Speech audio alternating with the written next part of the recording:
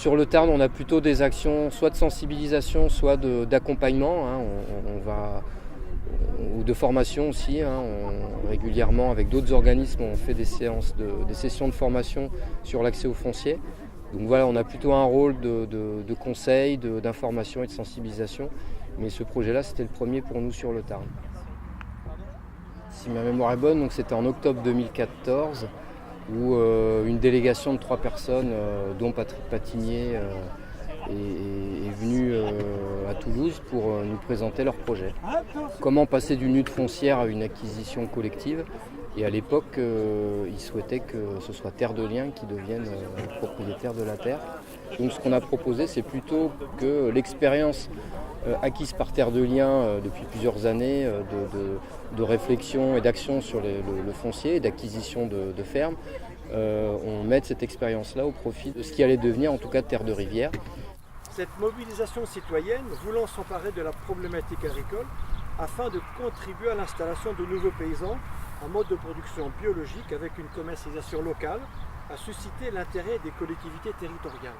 Il y a 2 structures de Terre de Liens qui ont joué un rôle dans cette histoire. Il y a l'association qui m'a mis à disposition donc, du projet essentiellement dans le pilotage et l'animation et la recherche de solutions techniques, mais aussi l'animation du partenariat. Donc en février 2016, on a aussi interpellé nos collègues de la Fondation, puisque très clairement, l'association Terre de Rivière avait défini leur projet d'acquisition comme étant un projet reposant sur des dons. Voilà, donc à partir de ce moment-là, on a interrogé la Fondation pour savoir comment eux, ils pouvaient accompagner, suggérer des idées au projet.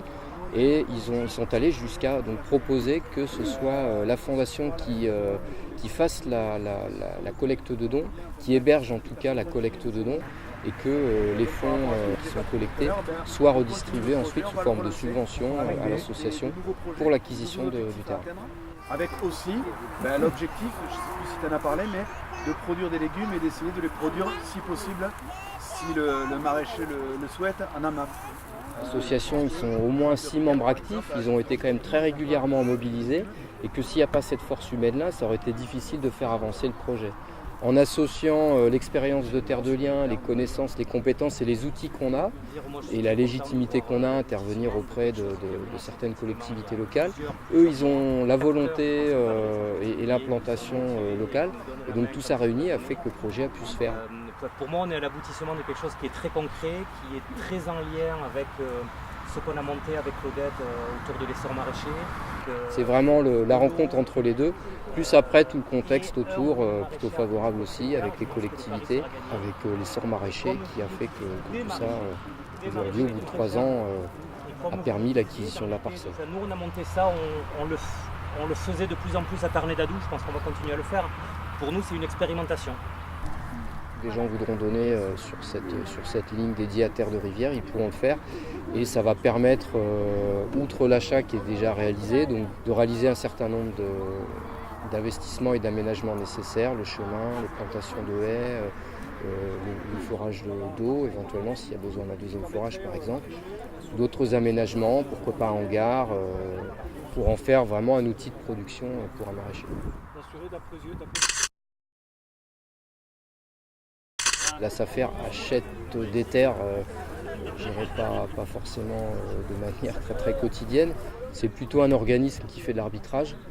Là en l'occurrence, c'est vrai qu'elle a été saisie et qu'elle a été jusqu'à préempter, donc utiliser ses prérogatives de pouvoir public pour acheter cette terre-là. Et c'est vrai qu'elle avait un certain projet quand elle l'a acheté. Il se trouve que c'est la mobilisation citoyenne et aussi, au bout d'un moment, le fait que les élus et la communauté de communes s'y mêlent, qui a fait dévier le projet initialement envisagé.